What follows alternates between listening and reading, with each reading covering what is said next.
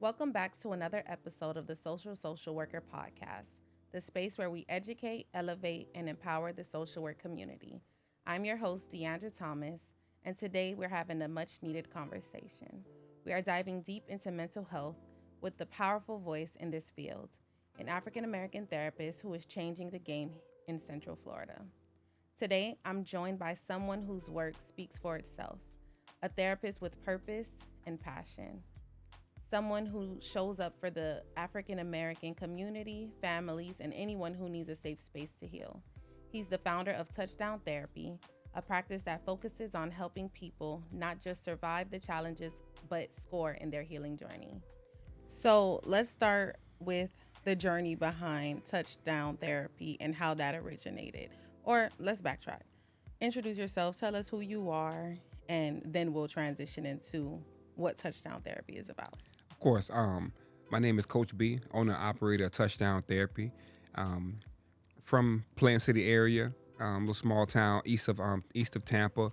Um, Touchdown Therapy is something that I feel that was needed. I think our culture and just us as people, we needed it, and it's one of those things to where it's in Tampa, Florida. Period. We're a football state, and one of the most popular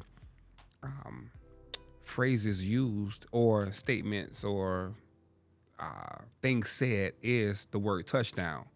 And it's not too many people that's able to feel a real touchdown in real life, and I say, you know what, I'm going, let's name the company Touchdown Therapy, so that when people come sit down, they can receive that same feeling, that same excitement from when people on Fridays, Saturdays, or Sundays do their own touchdown in a real football game.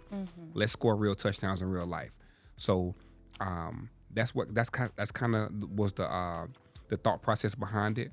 But again, me being a small town kid from Plant City, I just think that we just need more people to look up to, and I wanted to be one of those people to kind of get a lot of those guys out of the mud in that area.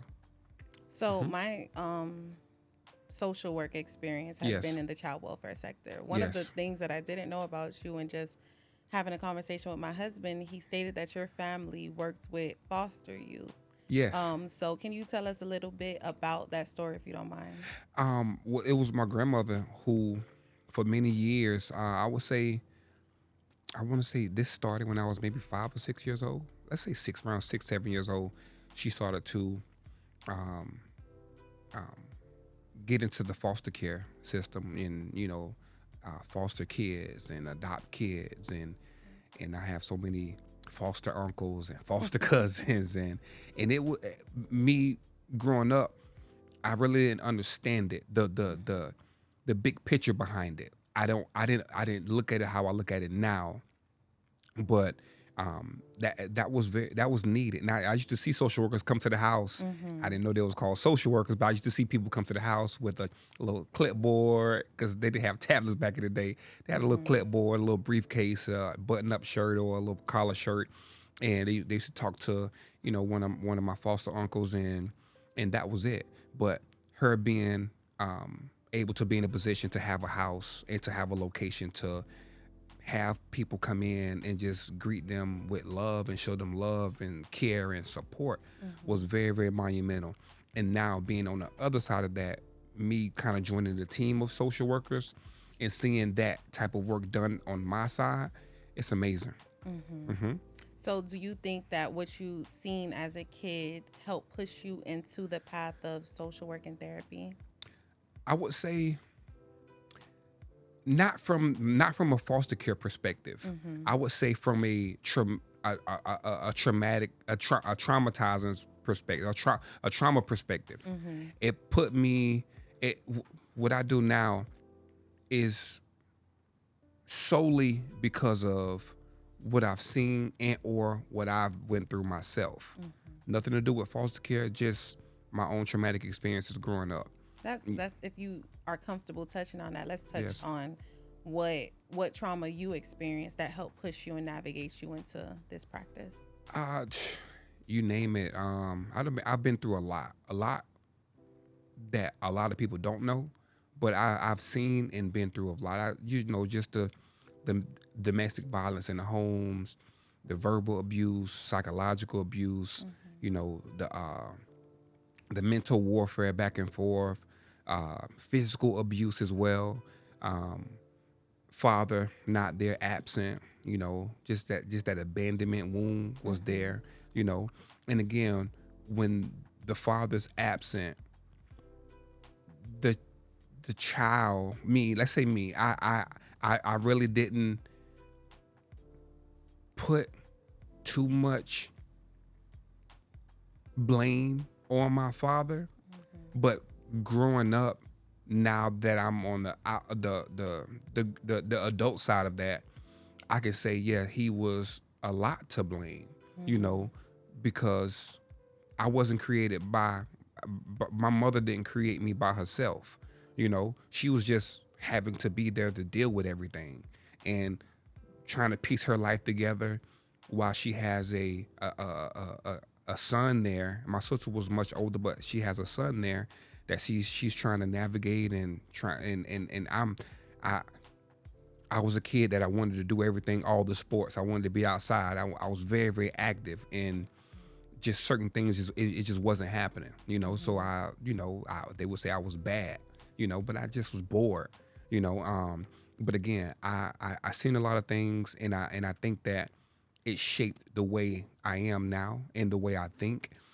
And my grandmother was able to, be in a position to be a little bit more stable than my mom was. Certain things happened over her house as well, but I can say it was better than that current environment, which was in my mom's household.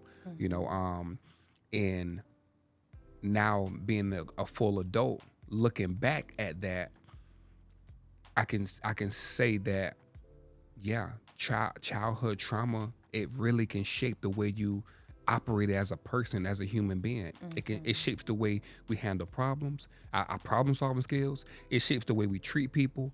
It shapes the way our relationships with people, colleagues, intimate partners, bosses, even ourselves. Yeah. It shapes the way we see ourselves.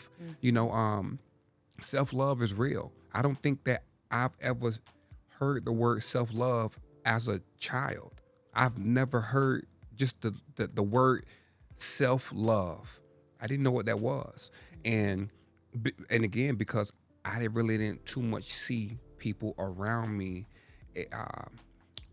doing that. I didn't see people around me being that example. Show me what self-love. I didn't see that. So again, when we are what our environment is, that with that behaviorism piece, like we are who our environment is, I just grew up into a person to where I was lost, and society.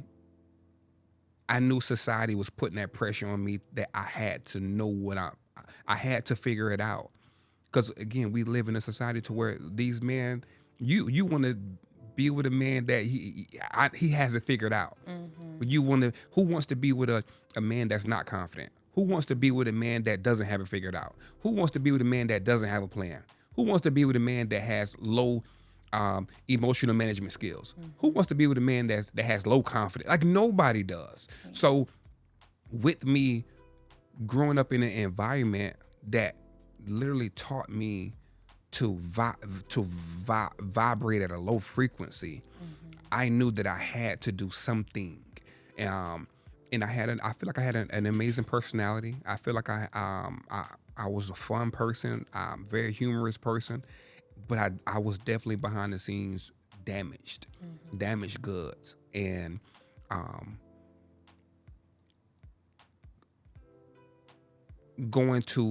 feel like I was damaged goods, but then meeting my daughter's mom, meeting my wife, she's a social worker, and she's a therapist, and she was like, you know what, you ever thought about being a therapist? You know what, you ever thought of? I was like, no, I don't want to be a therapist. I don't think black men are therapists. We're life coaches, and we're motivational speakers, and we're mentors. We're not therapists. And she say, no, you can be a therapist. And I say one day, wishful thinking. One day, hopefully, it happens. Mm-hmm. And Miss DeAndre is just that day was just never happening. And I hope and pray that one day that can happen. And that man up above said, "Okay, cool. Let's make COVID happen." And when COVID happened, I lost my job, and then that was the opportunity for me to go back to school to make this happen. So now, fast forward, I'm one of the best therapists in the area, because I really I'm in love with this type of work and with what I do, because I think it helped me out so much, and also the expression I get on other people's faces as when it's helping them out as well. So you said a mouthful. Like what you carry is very much needed in Yes, our ma'am. community and our African American community, the Yes, ma'am. minority community, Yes. because there was so many things you said, but I want to unpack some of the key points that you stated that resonated with me. Yes, ma'am. I don't think in our community mental health is pushed enough, or Yeah. it's stigmatized, or we kind of downplay it as a whole, but especially when it comes to men. Yes. Men sometimes has to take on the persona of being the protector, being that alpha female, Yes. that they don't get a space to go ahead and be vulnerable and process. I've seen it, and being a therapist, we know the terminology, but Yes. a lot of people talk about, or you see posts that says you're healing your inner child, and that's a real thing. Yes. We as adults, like you said, we take trauma from our childhood and we bring it into our adulthood, and we look back. This was something, when you look at the root of the issue, this is something you've been experiencing from Yes. childhood. Yes. And now you're 20, 30 years later still battling. And if it's not worse already, you're battling in that in your adulthood. And now you have to, like you said about your mom, trying to figure out her life while she's trying to raise children. Yes. And it's so many different layers and factors to unpack that as a community, that, I won't, every community has its struggles. Every Yes. community has its challenges. I can only speak for our community Yes, ma'am. and my community. And growing up, as my mom was a single mother as well. And she was my motivation. Yes. Because I needed to stay in school to make my mom proud. I seen my mom get up and work day in, day out. She couldn't be at some of my school events because, like you said, sometimes, even with, because, my father, we have rebuilt our connection later in life, right? But growing up, he had his own struggles that he Yes. didn't heal from a child, or habits that were picked up when in his adolescent years. And when he got into, adulthood, now you're trying to battle that and raise children. Yes. So I want to talk about the importance, and I just want you to leave some encouraging words or tell the audience how important it is as a Black male to seek therapy when needed, not be afraid to get that help or reach out, and then as a community supporting people along that way and along that process. It's very important to seek therapy. I didn't hear the word therapy growing up, so I didn't go to therapy. We as a community, we don't hear the word therapy growing up. We don't hear the word therapy. We don't see.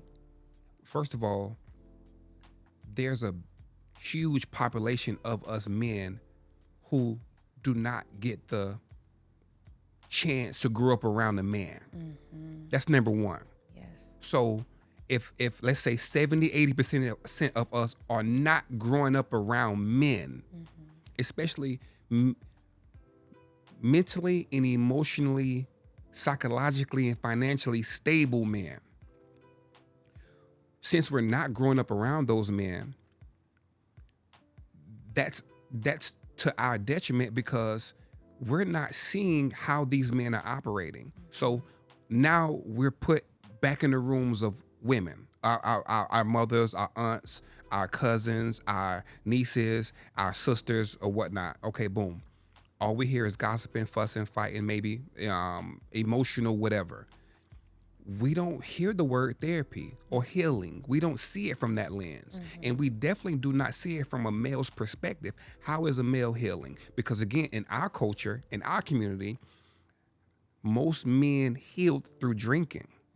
Most men heal through being a womanizer, or getting another woman, or sleeping with how many women you can. That was the norm.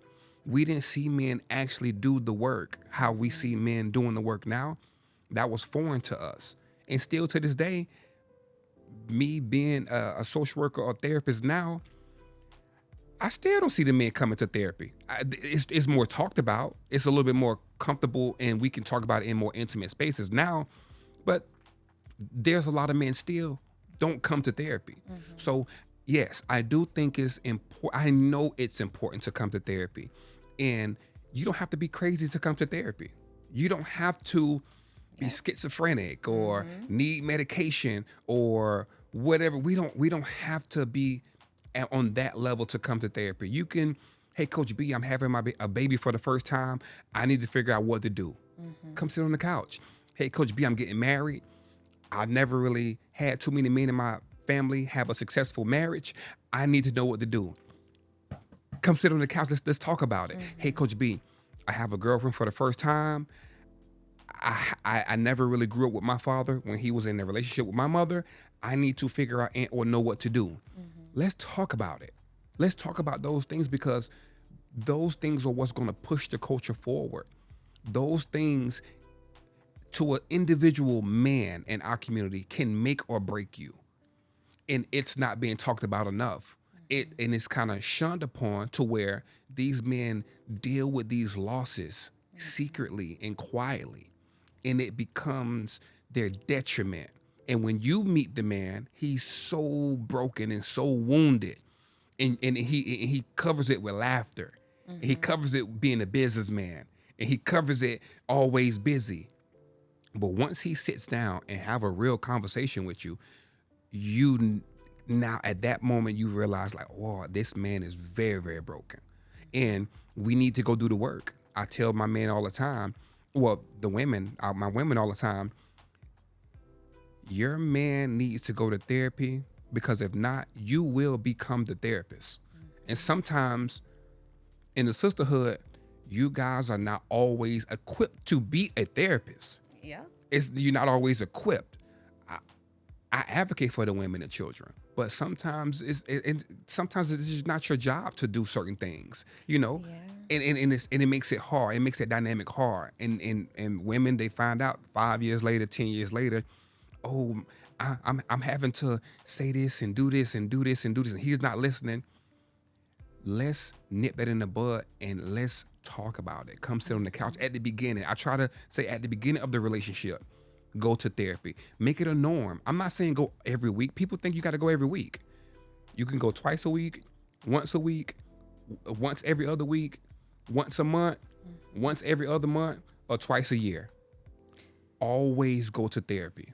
And that's one of the things that, when I have done therapy, yes, right, anytime I got a male client, if there was another male therapist in a practice, this is just my belief. I'm like, transfer him over. I don't feel comfortable. Like, I know my lane. I know what I'm comfortable with. Me personally, yes, we do have knowledge as therapists. We went to school. We've learned different treatment modalities. But my personal belief is that, and I think being married and speaking to my husband a lot, it has played and shifted my mindset and perspective on a lot of things. Yes. I don't feel like men and women, we're here to balance each other. Yes. Right. But when it comes down to therapy, or when it comes down to those traumatic experiences, you learn that best from people who have walked those shoes. So I believe that men learn better from men, because it's a safe space for both of you guys to speak about the things that you don't want to tell us. Because at the end of the day, who wants to sit here and express all of their vulnerabilities to somebody who may view them in another light? So I think that, but and I'll play the devil's advocate here, there's not a lot of men like you that are doing therapy. Yes. And I think that's one of the issues, because when you have a population or a need, and they're like, you know what? Because at a point, everybody gets to their wits' end. Yes, sometimes it's whether it's in a correctional institution where now they've been running from therapy all their life, but now the judge is ordering you to go sit down and do therapy. Yep. So now it's like, okay, I have to find a therapist.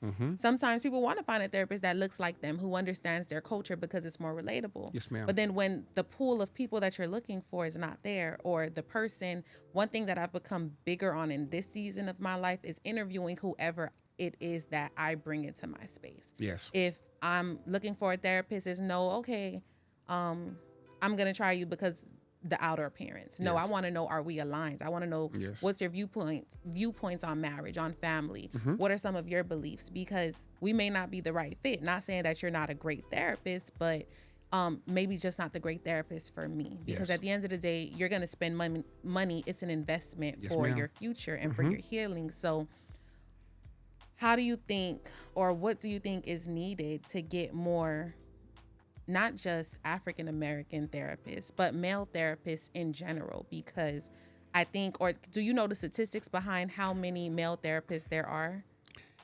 It fluctuates, but one of the last times I looked it up, it was heterosexual minority therapists makes up right around 0.4% of all of the therapists, and that's very, very low. In my program alone, in my college program, it wasn't too many therapists that looked like me. And if they was in a program, they wasn't in a program to do therapy. Some people was in a social work program just to be able to write grants better or work at a nonprofit. It was so many other different to be a case manager or a child protective service investigator, supervisor. They needed a social work degree to it.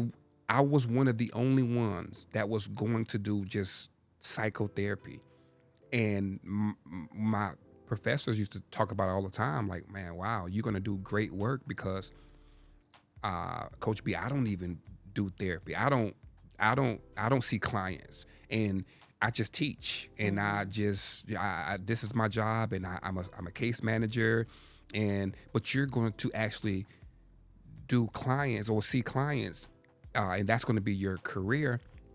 You're going to do great work. And we used to go back and forth a lot, me and the professors, and I felt that, again, it's a need to have Black male therapists here, and we don't have a lot. It's because the reason I feel we don't have a lot is because we do not see men going to therapy, first of all. So since we don't see men, we're not raised around men, first of all.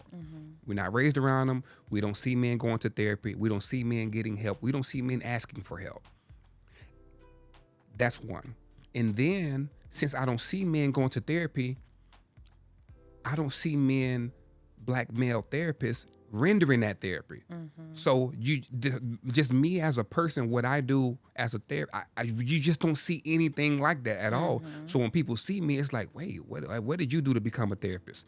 How did you, where did you go? It's like, where did you come from, type of thing, And I sit kind of on that island by myself in a lot of these rooms because I've had to kind of go through the gauntlet and do the work.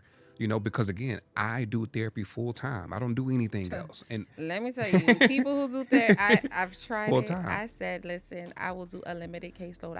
I see limited clients because Yes. therapy is a Yes. lot. Yes. It is that vicarious trauma, that counter transference. All of those things are very much real. It Yes, takes ma'am. special people to do therapy, but what I've seen is people who do therapy are great at it. People Yes. who do therapy full time are great at it. My supervisor, who does it every time we speak, and she still and she's a mom too, and Yep. she does her therapy full practice. I said my therapist, but she's actually my supervisor. Yes, I got you. So I'm like, how do you do all of this? But it's just like you guys find it and it Yes, works. But it works. you said that you feel like you're on an island by yourself, and I just want to hone in on that because when you go back to, I feel like social work, and that's why this space was created. Yes, ma'am. Social work was not one of those professions in school that I found out about it because my aunt was a social worker. I don't know who told her about it, but because it was brought into my family's dynamics, that's what I was like, okay, I got to go to college because remember, a thing for the African, I want to say with me and my cousins, we're like the first generation of children in our family to go to, or adults at this time, Yes, to ma'am. go to college. Mm-hmm. So we were breaking barriers then. But when you go back into school, like, we've had encounters with law enforcement. You'll see a school counselor, but out of a school that has maybe, let's say, 400 or 500 students, maybe there was maybe one or two guidance counselors, Yep. and they were so overloaded with the students, they Yep. didn't have time to sit there and speak about the social work profession. So I think it goes back to the root of social work is one of those, like, I call it a hidden gem, because Yes. like you stated earlier, there's so many different avenues in social work that you can do. It's not just therapy. Granted, whoever can do therapy, great. Yes. There's many other fields that you can get into. Like, I've been in child welfare, haven't left it. I've added therapy on, but even that, I had to learn what my target population is in therapy, because I understand that you will always encounter people who have done trauma, but there Yes. are people who need to go and actually see a trauma informed, Therapist. trauma centered therapist. Yes. So for me, I did I did trauma therapy for a little. I was like, this is heavy. It's too much heavy. for me. I'm going home and I'm carrying. I'm not one of those people who could leave it in the office. Yes. After the session, I'm like, okay, I know you only have an hour, but I need to make sure that you're Yes. okay. And I was like, to do this for 30, 40 people, it's not for me. But my love has always been for child welfare. So Yes, I've ma'am. always stayed there and seen children and parents on a limited basis. I started doing child parent psychotherapy, and that was like, oh my gosh, this is it for me. Because me working in the foster care system and seeing parents and children be reunified and helping them relearn their grounding principles and relearning your child after not having them for a year, it just made sense to me. So I Yes. knew what my niche was Yes, ma'am. at that time.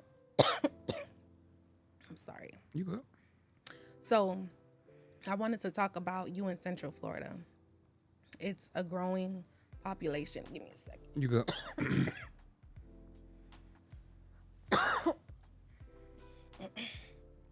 I'm choking up.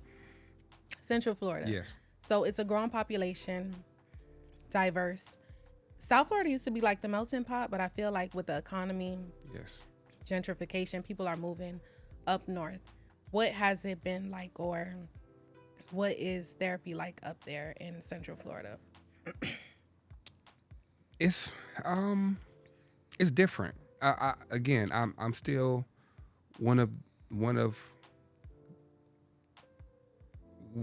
a few psychotherapists up there, social workers up there, and of course I think we can all have more. It's too many people for us to to go around for us to have. But I think therapy is good up there. I think that the more events I do, the more people I get in front of, me bringing that awareness, because I like kind of putting boots on the ground and going to see the people in person. It's cool when people see me. They say it's in the grocery stores. Hey, Coach B. I like where you know me from? Yeah, I see you on TikTok all the time. I was telling my husband about you. Or I sent you an inquiry. Mm-hmm. We messaged already. I'm such and such, because when they send me an inquiry, I see their name, but I don't know the face to it until we actually start to see each other or whatnot. But yeah, I think it's growing. It can be more, but again, that's me. I just need to just do more work. And one of the things you hit on before was just having that heavy load when you were saying that trauma work, because you was taking that energy home with you. Me going through a lot of trauma and seeing so much trauma from childhood, I believe that helps me process the energy I have in my in my therapy sessions with clients, to where I don't take it home with me. I leave it there because it's not my therapy to have. I can put it in its own compartment.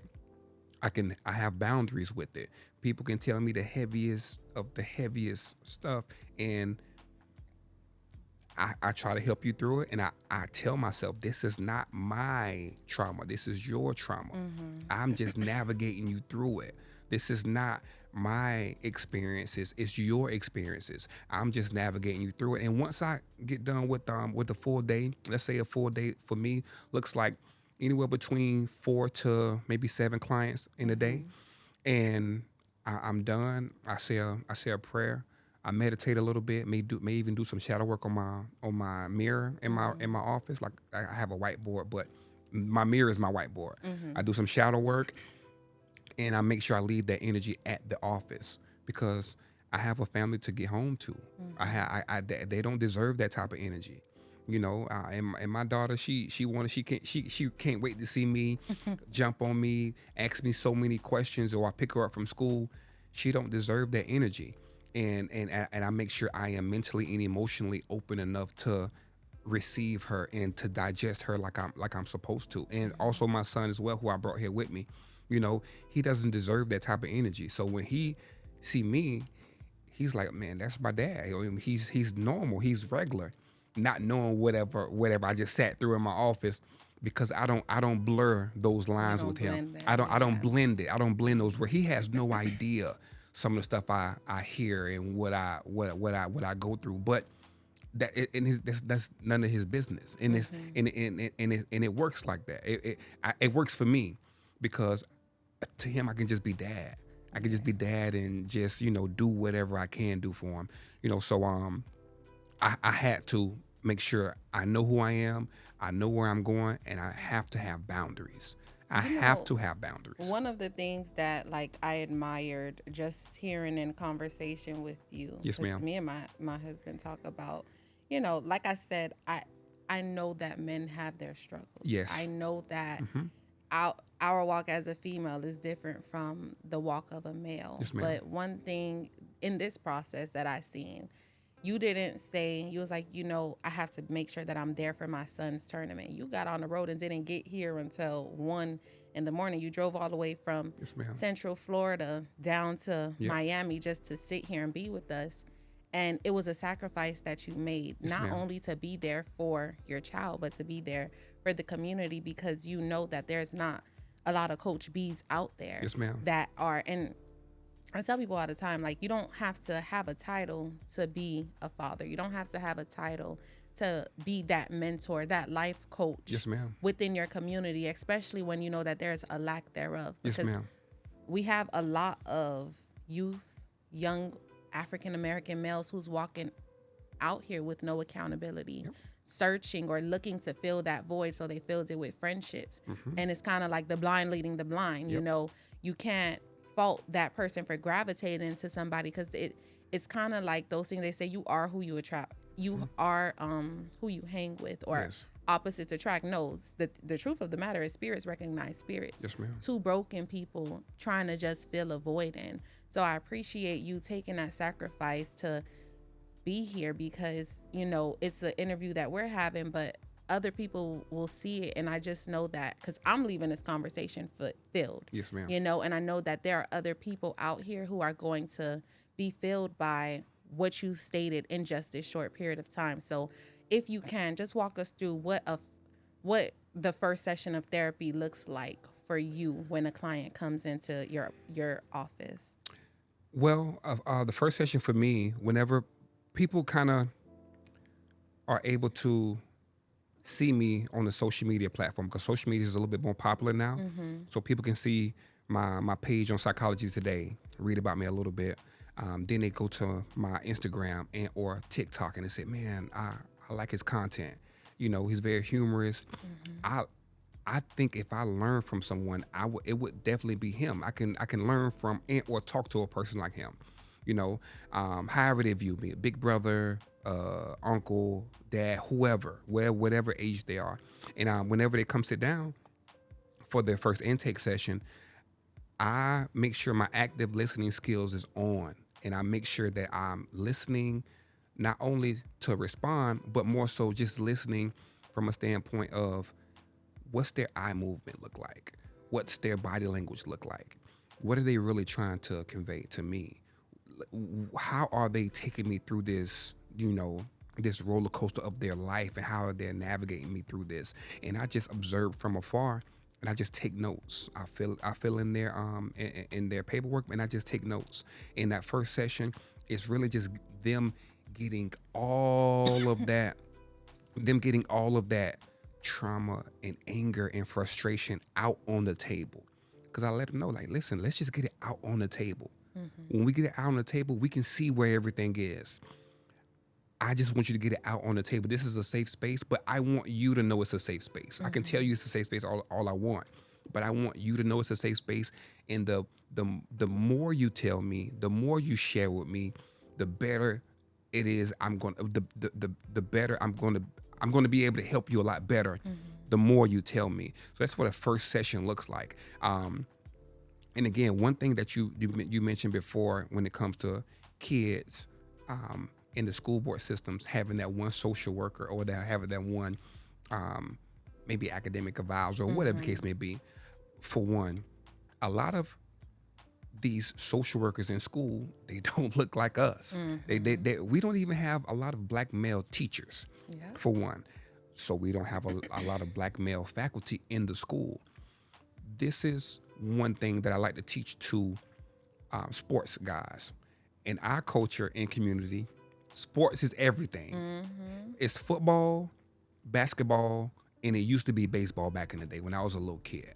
But football and basketball, if you don't play football or basketball, for a lot of these kids, they are not going to get that attention like they need and or want, like they deserve. These kids deserve that attention. Yeah. You go to a basketball game or a football game, you have fathers cheering for you that you never seen, you don't know, just cheering because you made a basket.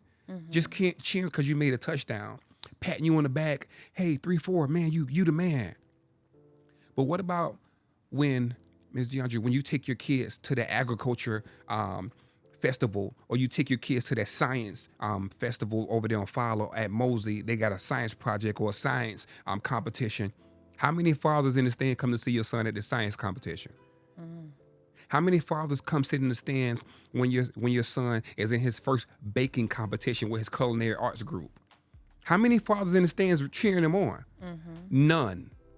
None at all whatsoever. But when we have a stadium filled with fathers cheering you on, or a gymnasium filled with fathers cheering you on, and these coaches become our therapists and or mentors, and sometimes they don't have it all together. You're absolutely right. They don't have it all together. Sometimes we go to the barbershops. The barbers become our therapists and or mentors.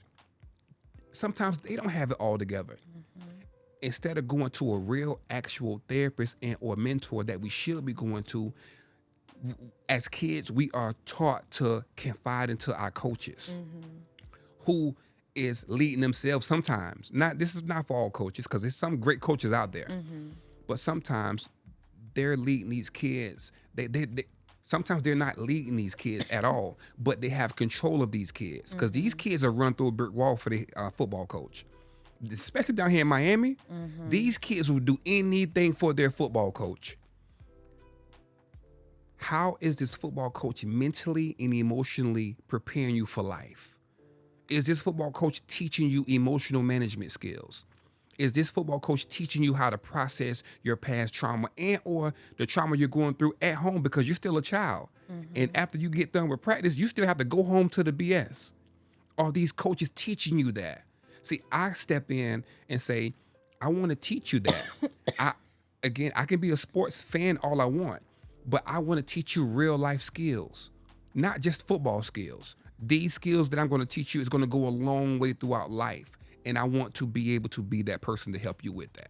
And that you touched on very key facts, because one, coaches are not equipped clinically to go ahead and it goes two ways, right? I can see it from the avenue of that's kind of not their job, right? Yes, ma'am. It's their job to coach, train them in football. It's funny because in our child welfare training, we sat with attorneys and they're like, you guys ever wondered how we can sit next to a parent who has done the worst of the worst and still fight for them? It's because when we're trained to win, you know, and that's the same thing with coaches. And that's where, as a parent, you have to understand that it's not that coach's job to step in and be your child's clinician. As a parent, that's where you step in and say, okay, let me find a therapist, let me find a mentor, a life coach, or whatever it may be, right? Yes, ma'am. And then as a coach, if you see you have some type of influence over these children, maybe you need to do the work, go to school, I think so many people have strayed away from degrees, not realizing that degrees isn't just something, it's not just a piece of paper. There are lifelong things that you leave. Yes. And especially in the field of social work, you take so much away from it Yeah. that it prepares you for life. Like you're able to see things from a different lens that other people don't. And I'm not a licensed mental health clinician. I'm a social worker, right? So I don't know what their curriculum looks like, but I can speak for social workers. Like, it's a lot of things that I see from a clinical aspect, right?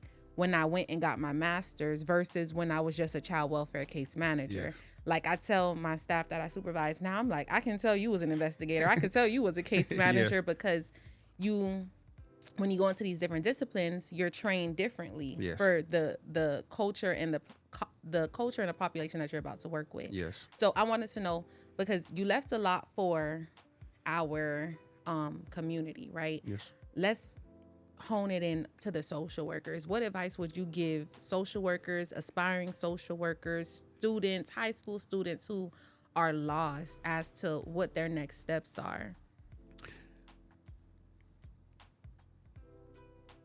Speaking to let's say the social workers, what advice would I give the social workers would be knowing what population of people you want to work with and knowing how to best impact those people, because that's going to be important.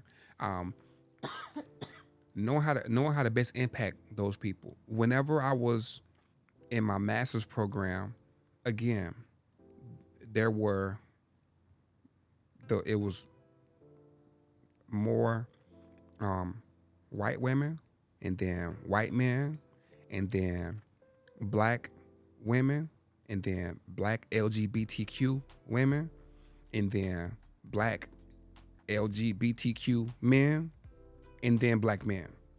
So to influence more black male heterosexual therapists or social workers, just knowing what type of population you wanna work with, and knowing that there is a problem within our community that we need to fix, because it starts. I was part of the problem. I was a part of the problem. I used to talk about we need more black therapists all the time. We need more black. Man, we don't have no black therapists in Plant City. I never seen a black therapist in Plant City ever in my life. And I used to be just one of those. And we need help. Who is, it was nothing. But I had to accept and admit to the fact that I was a part of that problem, because I wasn't doing anything about it. So that switched on that social work piece of me and said, you know what? Why can't I do anything about it? You know what? I can do something about it. Let me put my money where my mouth is and become that. Because again, I want to work with us. We don't have too many people in this genre of people to talk to, and I wanted to be that one person. Of course, I can't see everybody and I can't help everybody, but I'm going to do my best to help as many people as possible. But that motivated me. Helping us motivates me. Helping these kids, these vulnerable kids who can't fend for themselves, that does something to me. That I can just see myself in so many of these kids, and it's heartbreaking. And it makes me just want to go harder, because I know these kids are going to one day be our age, full of pain and hurt because of what they're going through right now as a child. So if I can intervene, if it's just one conversation, if I can just come speak to your football team and you just hear me and say, you know what? I remember that one guy, because I don't remember that guy when I played football, because it wasn't that guy. But if I can just speak to the football team, or speak to your mom or dad whenever they come to an event, or speak to the basketball team, maybe I can spark something in you and say, you know what? If I don't play basketball and or football, why wouldn't I become a social worker? Because I like helping people as well. I like helping people heal themselves, or I like giving people different coping skills to use to be better at whatever. Why wouldn't I do that? Again, they just need to see more people like me. And since it's not too many of us, I have to just keep getting in front of these people and showing them like, hey, I didn't make it in football. I didn't make it in basketball or track or baseball. I'm a social worker, and I love it. And I think it's the best job I've ever had in my life, the best career I've ever had in my life. When I'm talking to people, I don't feel like I'm working. I can talk to 10, 15 clients a day if I could, all night. And the time would just fly past, and I just feel like I'm in my element. I feel like this is the best thing in the world that was invented for me to take part in. Because again, I know for every time I talk to someone, it's really helping that person for real. And I just meet them where they are. And I'm culturally appropriate enough to where sometimes we go off script, but if we need to go clinical, we go clinical.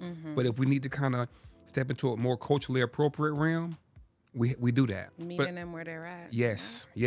That's important to me. Meeting them and not judging them. I tell them, I'm not here to bend you over my knee, to whoop you. I'm not your daddy. I'm not your mama. I'm not your, no. Tell me what it is. Let's talk. Let's really talk about it. And of course, if it's anything, dealing with suicidal ideation or homicidal ideation or anything with kids, of course I talk to either a supervisor or even law enforcement for that. But anything outside of that, it's confidential between me and that said person, and we are able to work through it. Let's work through it. Let's do the work, and let's talk about it out loud. Sometimes certain people, these are skeletons in their closet that they've never talked about. They've never said it out loud. And for them to have a safe enough space to say it in front of me, and for me to not judge them, and for me to not kick them out of my office, but for me to just lean into it and say, I want to know more. And for me to say, okay, let's stop knocking off the branches. Let's go all the way to the root as to where this came from. Let's figure this thing out. And I kind of put myself in their shoes, and I help them figure that where that traumatic space stemmed from. And we just knock each problem off one by one for however long we have to do our sessions. That's amazing. Yes, ma'am. So one of the what are some of the, or what do you want touchdown therapy's legacy to be? I want touchdown therapy legacy to be, you don't have to throw a football in the end zone to score a touchdown. I want the legacy to be, you can score touchdowns in real life. The smoke screen is, we only can look at football on Friday nights for high school, Saturdays for college, Sundays, Mondays, and Thursdays for NFL to see a touchdown being scored. But the cool thing about touchdown therapy is we meet you where you are, and you can score a touchdown right where you are. When people sit on that couch, Coach B, I'm broken. Coach B, I don't know what to do. Coach B, what do I need to do? What do I need? You have everything you need on the couch already. You just have to unlock it. And when you unlock it, that's when you start to score your touchdowns in real life. Overcoming your trauma and scoring a touchdown in real life. Gaining better emotional management skills is scoring a touchdown in real life.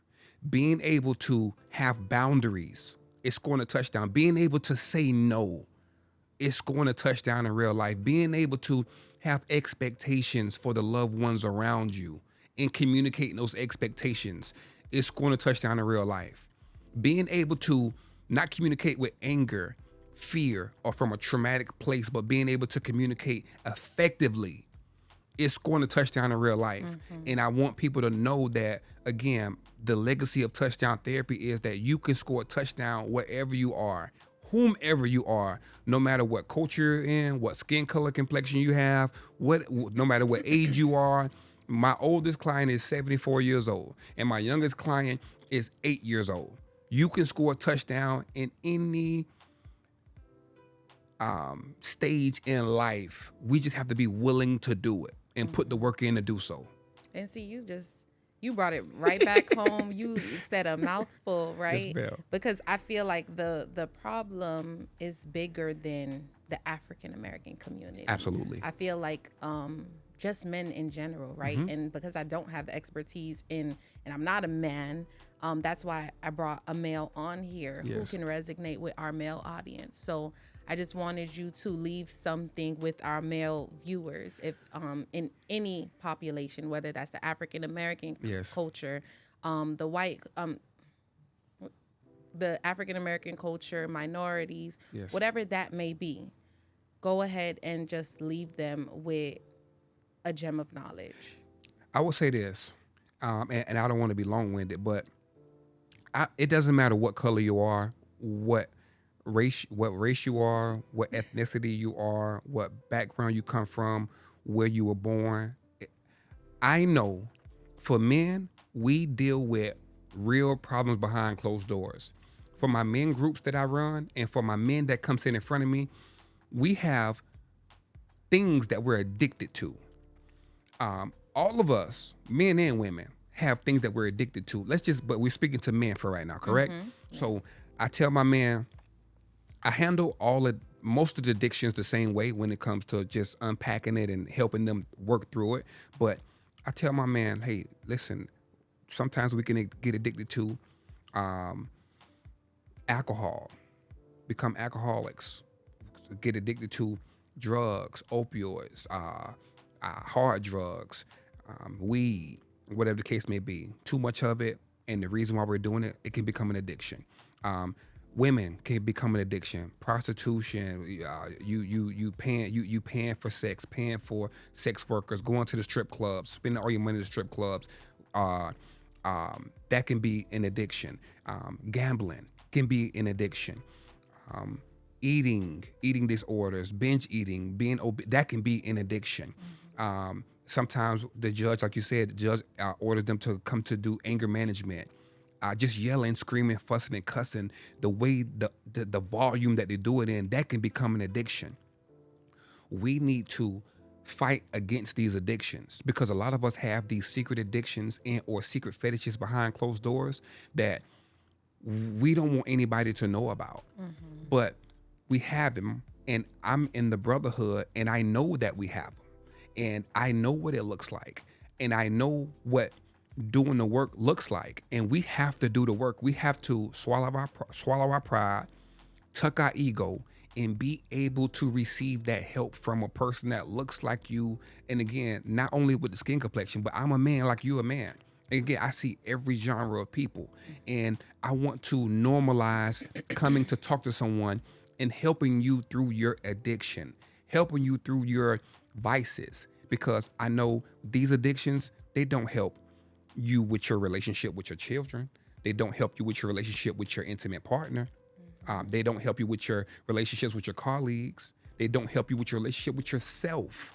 This is how you're coping with your grief, your anger, your frustration, your stress, your anxiety, your depression. You're coping with it by picking that said addiction up.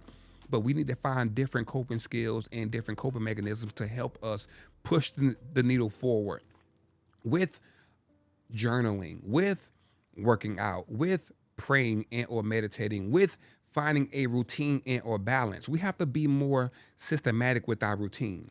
And our routine can't consist of anything negative.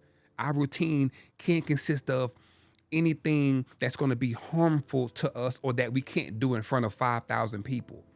If we can't do it in front of our intimate partners, in front of our kids, in front of 5,000 people, don't do it.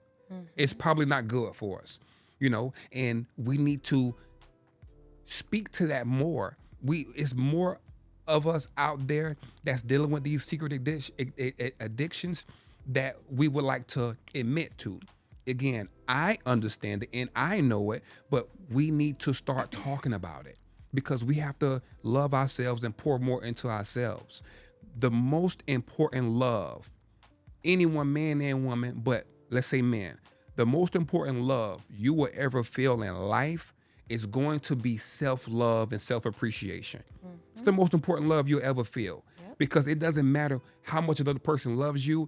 It's going to matter how much you love yourself. And if you love yourself enough, you would seek and or get the proper help, the necessary help that your partner's been telling you to go get for years now. that your mom and dad or your ex-girlfriend or whatever has been telling you to go get for years now. Let's go get the help. Listen, I got this degree and I opened up this space for you guys to come sit down and let's work through it. I did it for you, not for me, for you, because I can't talk to myself. I can't do therapy on myself. I did it so that we can have more of a safe space to talk about these hard subjects or topics so that we can work through them. So let's work through it. Let's do the work through it, and tap in. We have to tap in. And if you don't want to tap in, no worries. Just pass the information along. Because I know if we don't need the help, if you personally don't need the help, I know you have someone in your network of people, in your environment of people that could probably benefit from coming to sit down and talk to a person like myself. So, and I just wanted, because I was about to end it, because you did just, at the expense of the social worker podcast, they done got a free session, right? So you left them with all these gems. So I do want them to know how they can find you. But before we go, that I just feel so compelled to say this. Yes. Like you said earlier, right? There's a lot of single mothers out here. Yes. Don't be the mother or the parent that's speaking curses over your child, saying that, oh, my child is bad. Okay, your child is, in your opinion, bad, right? Or they're having behaviors that are not culturally or socially acceptable. Get the child the help that they need. Get that young youth the help they need. Yes. Whether it's, if you can't find an African-American therapist, get you a therapist. Yes. Get you somebody that sit that child down with somebody and let them get to the root of the issue, because the Bible says a prophet is not accepted in its own home. So sometimes as a parent, you can only do so much. Yes. You have to be, as a parent, you have to be willing and open to outsource your child. If they're not listening to you or being open to what you're saying, try something different. There's a saying that says doing the same thing over and over and expecting different results is insanity. So it's the same thing with parenting. That doesn't apply in certain areas of our lives. It applies in everything. As a parent, you're always going to teach, coach, but sometimes you need an unbiased person where they can feel comfortable to sit down. And I'm just trying to look at the root of everything, right? Yes, ma'am. And we don't have to wait until a child is now entering the juvenile justice system to get them the help they need. As parents, we see the issue, and it's important to get to the issue before, while it's a tree that's growing, let's get to the issue early on. Let's give them the intervention and services they need. Therapy can be, some people, if you do the research, some insurance providers offer therapy. You can sometimes have to pay a copay or whatnot, but that's just something that I needed to add in there before you just take us home on how we can find you or how the audience can find you and connect with you. Of course, so, a lot of times when you look up therapists, you look on Psychology Today. I am on Psychology Today, Brezhnev Thorpe. As far as social media, I am on Instagram or TikTok on social media. I have a lot of content on TikTok and Instagram. Touchdown Therapy. You can find me on there under it's all one word, Touchdown Therapy, on TikTok and Instagram. You'll see my either my logo or my picture pop up once you type in Touchdown Therapy all together. And again, whenever you want to book a session, my number is in the link in my bio. My page is in the link in my bio. You'll scroll all the way down to my my website, touchdowntherapy.com, and you'll fill out your name, email, phone number, and a brief synopsis as to what's going on in your life before I call you for your free consultation. All righty. So Yes, thank you so much for joining us. He has traveled all the way from Central Florida to just drop these gems right down here in the heart of Miami. He is in the heart of Miami, y'all. So I just want to thank you for gracing us with your presence. And until next time. It was my pleasure. Thank you for sharing your story with us, Coach B. Your wisdom, your heart, and your practice. Thank you for the work that you do through Touchdown Therapy. It is much needed, respected, and appreciated. To all of our listeners, make sure you follow Coach B and support Touchdown Therapy. Normalize therapy for yourself, but also for your families, your children, and your communities. If you've enjoyed this episode, share it, leave a review, subscribe to us on YouTube for another episode of the Social Worker Podcast. And remember, healing is a touchdown and you deserve to win. Thank you, Coach B, for joining us today and sharing your story, your wisdom, and your heart with us. Thank you for the work that you do through touchdown therapy. It is needed, respected, and appreciated. To all of our listeners, make sure you follow Coach B and support touchdown therapy. Normalize therapy for yourself, but also for your families, your children, and your communities.